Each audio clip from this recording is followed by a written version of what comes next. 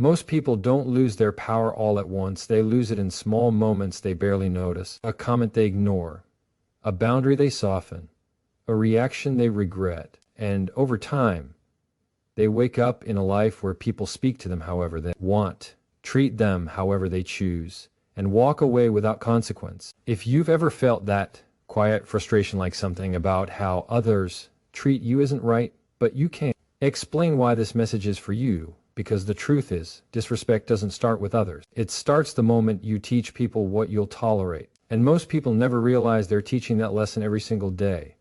Not with words, but with silence, with reaction, with staying when they should have left. In the next few minutes, you're going to hear ideas that may challenge how you've been taught to handle people. Ideas that feel uncomfortable at first, because they remove excuses and replace them with responsibility. You'll understand why explaining yourself often makes things worse, why emotional reactions hand your power away, why setting boundaries isn't enough if you don't enforce them, and why the most confident people you know don't argue for respect. They quietly become unreachable to disrespect. This isn't about becoming cold. It's about becoming clear. It's not about winning arguments. It's about winning your peace back. By the end of this video, you won't just recognize disrespect when it happens. You'll know exactly how to respond without raising your voice, without losing your composure, and without compromising who you are. So stay with me. Because once you see this clearly, you'll never allow people to treat you the same way again. Most people believe that when they are disrespected, the solution is to explain themselves better, to clarify, to prove, to defend. They think respect is earned through more words. But psychologically, the opposite is usually true. Disrespect doesn't come from misunderstanding alone. It often comes from a quiet decision someone has already made about how much access they think they have to you. And once that decision is made, explanations don't elevate you, they reduce you. Silence, when used deliberately, is not passive. It is a position. It signals that you are not scrambling for validation. It tells the other person that your sense of self does not depend on their agreement. And this is deeply unsettling to people who rely on dominance, superiority, or emotional leverage to feel secure. When you stop explaining, you remove the fuel. You don't give them the emotional feedback they're fishing for. You don't reward the disrespect with engagement. Think about it carefully.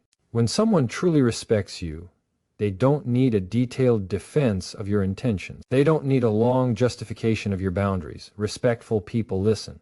Disrespectful people interrogate. And the more you explain to someone who has already decided not to respect you, the more you teach them that your worth is negotiable. That if they push hard enough, you'll eventually plead your case. There is also a psychological hierarchy hidden inside conversation. The person who explains is often unconsciously placing themselves in the lower position, as if asking for permission to be understood. The person who listens without needing to respond holds the higher ground.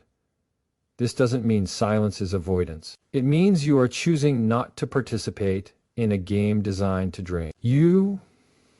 Many people fear silence because they confuse it with losing. They think if they don't respond, the other person wins. But ask yourself this. Wins what exactly? Control over your emotions, your time, your peace. Silence is not surrender. It is refusal.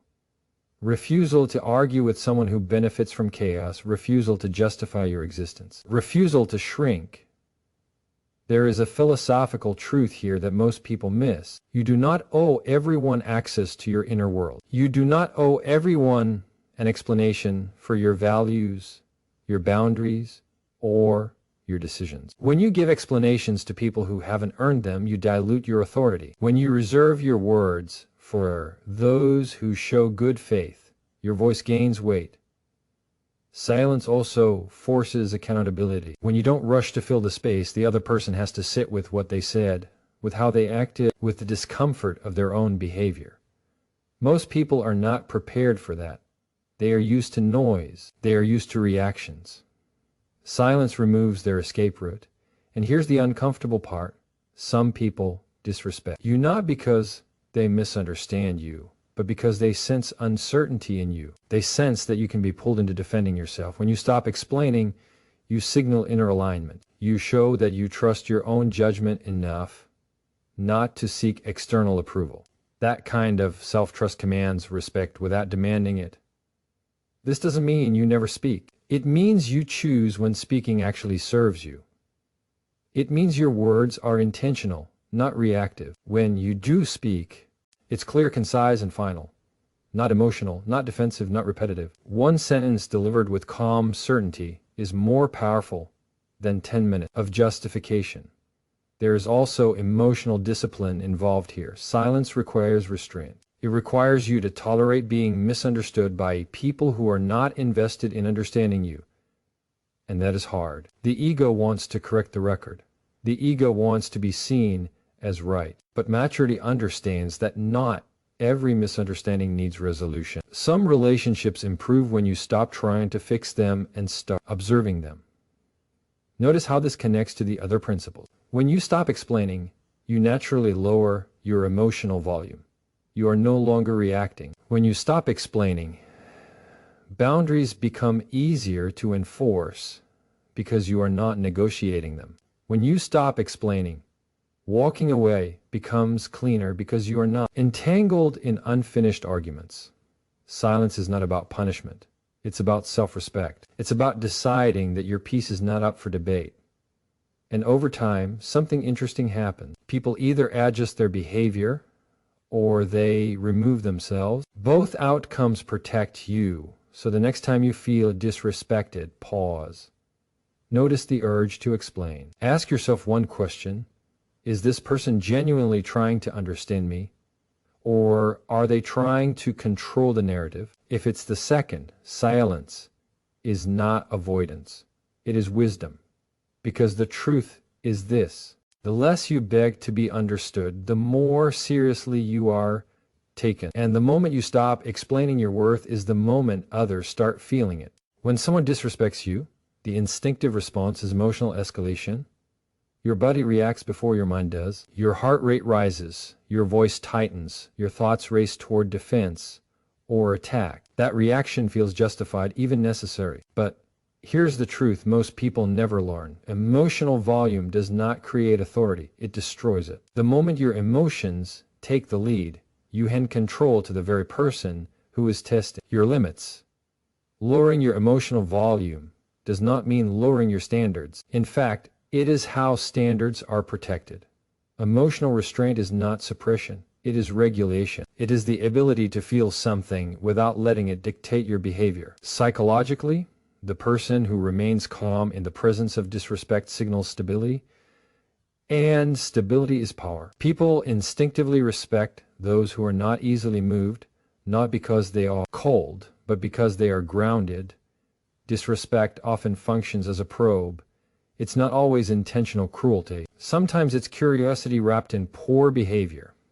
People test emotional boundaries to see what they can get away with. When you respond with visible agitation, defensiveness, or excessive explanation, the test gives them information. It tells them where your emotional buttons are and how hard they need to push to access them again. Calm, on the other hand, reveals nothing. It shuts the door quietly. There is a difference between passion and volatility.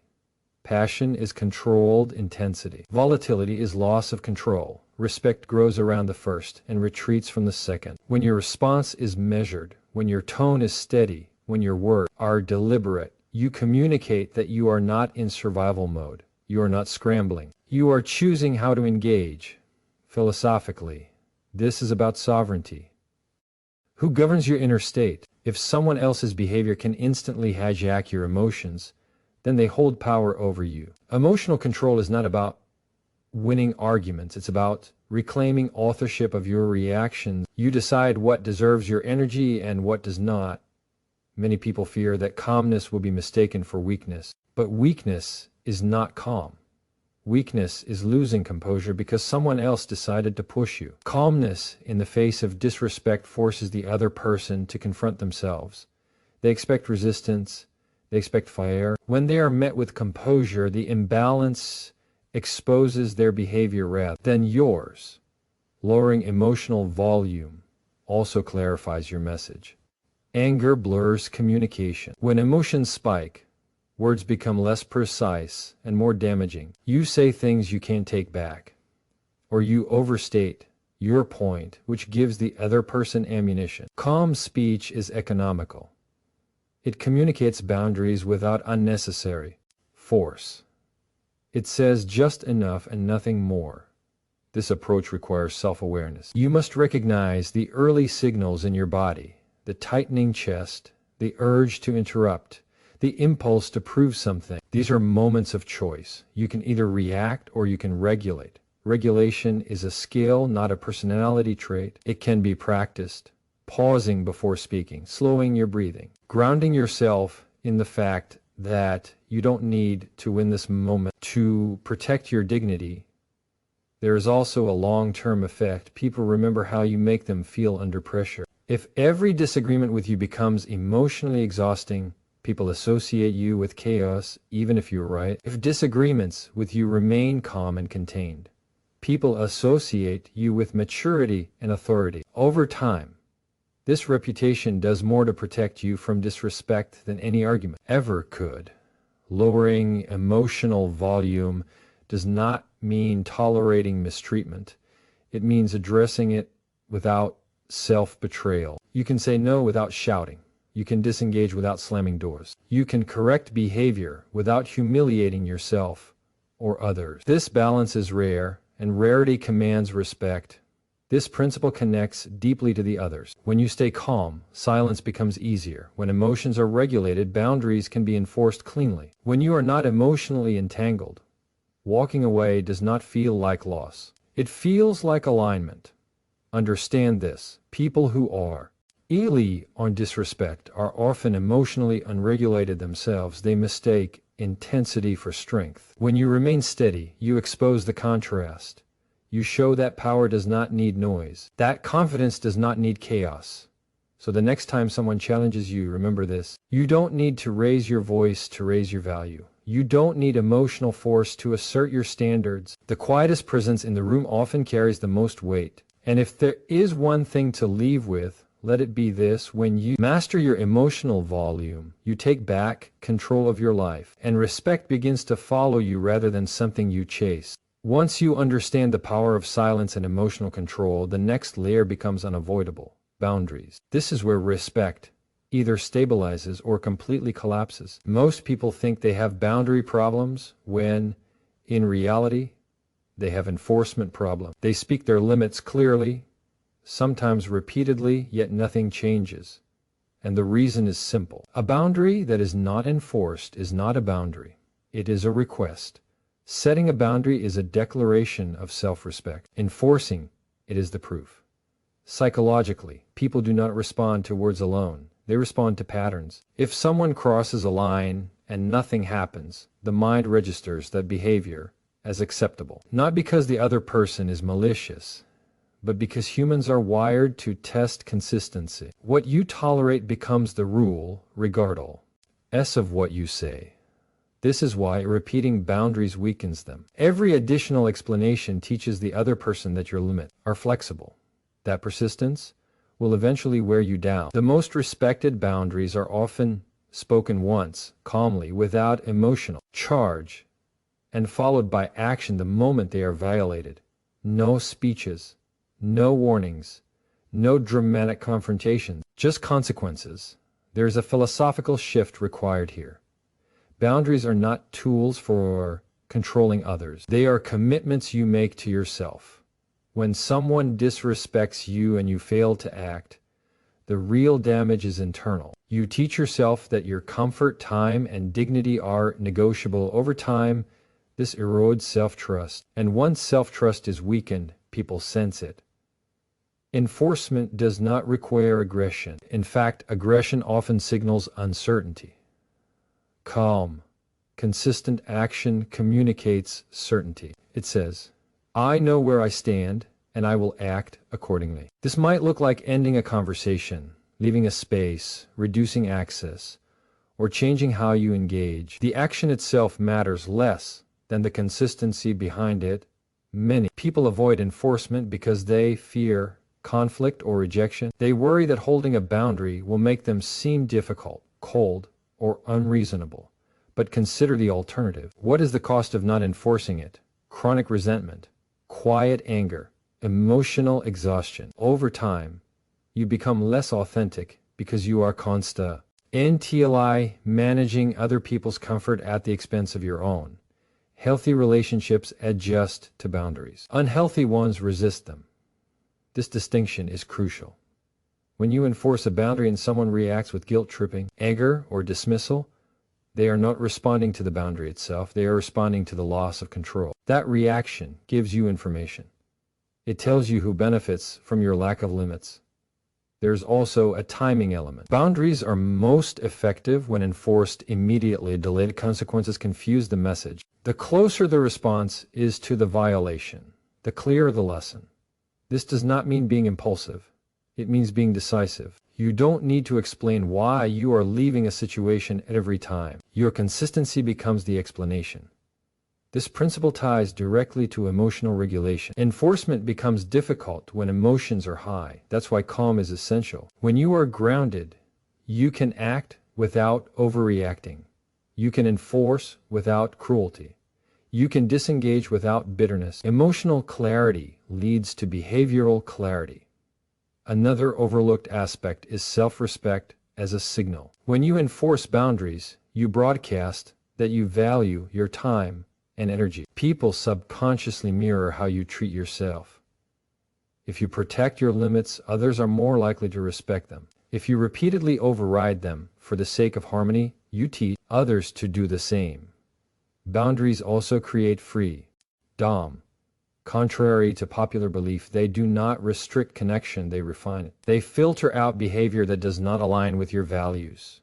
Over time, this leads to fewer conflicts, not more, because expectations are clear, and clarity reduces friction. This does not mean every boundary will be accepted. Some people will leave. Some dynamics will change. That is not failure. That is alignment. Respect cannot exist where self-betrayal is required. When boundaries are enforced consistently, something powerful happens internally. You begin to trust yourself again. You stop rehearsing arguments in your head. You stop anticipating disrespect because you know how you will respond if it appears. That confidence is felt. It changes how you walk into rooms, how you speak, how you decide. And notice how this connects to the final principle. When boundaries are strong, walking away becomes less dramatic. You are not leaving in anger. You are leaving in integrity. You are not seeking closure. You are honoring your limits. So remember this. You don't need to convince people to respect you. You need to stop convincing yourself to tolerate what you know is wrong. Set the boundary once, enforce it calmly, and let your actions teach the lesson your words never could. There comes a point where silence, emotional control, and boundaries converge into one final decision, the willingness to walk away without closure. This is the hardest step for most people, not because it is dramatic, but because it feels unfinished. The human mind craves resolution. It wants the final conversation, the moment of being understood, the apology, the recognition. And it is precisely this craving that keeps people trapped in disrespect far longer than they should be. Closure is often misunderstood. We're taught that it comes from the other person, from an explanation, an admission, or an agreement. But psychologically, closure is an internal decision, not an external event. Waiting for someone who disrespected you to validate your experience is another form of dependence. It keeps your peace in their hands. Walking away without closure is the act of taking it back. Disrespect thrives in prolonged engagement. As long as you stay in the conversation, the dynamic remains alive. The moment you leave, it loses oxygen. No more arguments to win. No more narratives to correct. No more energy to consume. This is not avoidance. It is discernment. You are recognizing that continued participation costs more than it gives. Many people hesitate here because they confuse walking away with failure. They believe leaving means they couldn't handle it, couldn't fix it, couldn't stand their ground. In reality, staying in a situation that consistently violates your values requires far more rationalization than leaving one that doesn't serve you. Strength is not measured by endurance alone. It is measured by discernment. There is also a deep ego component involved. The ego wants to be right. It wants the last word. It wants to be seen as reasonable and justified. Walking away without closure starves the ego, and that discomfort is often mistaken for loss. But what you're actually losing is the need for validation, and that is a loss worth celebrating.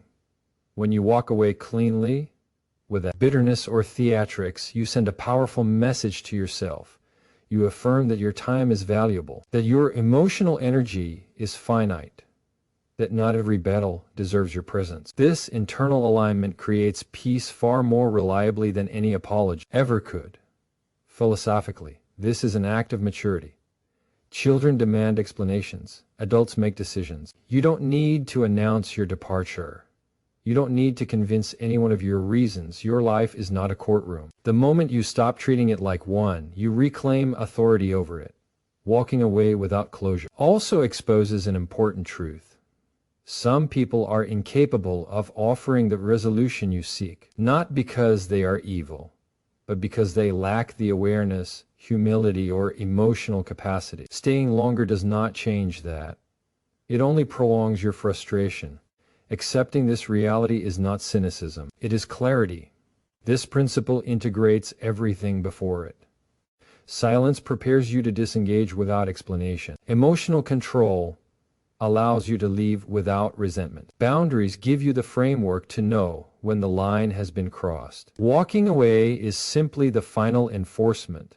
And here's the paradox. When you truly become willing to walk away, people often change, not because you threaten them, but because they sense that your presence is no longer guaranteed. Respect increases when access is no longer unconditional. But even if it doesn't, you still win, because your peace is no longer contingent on their behavior.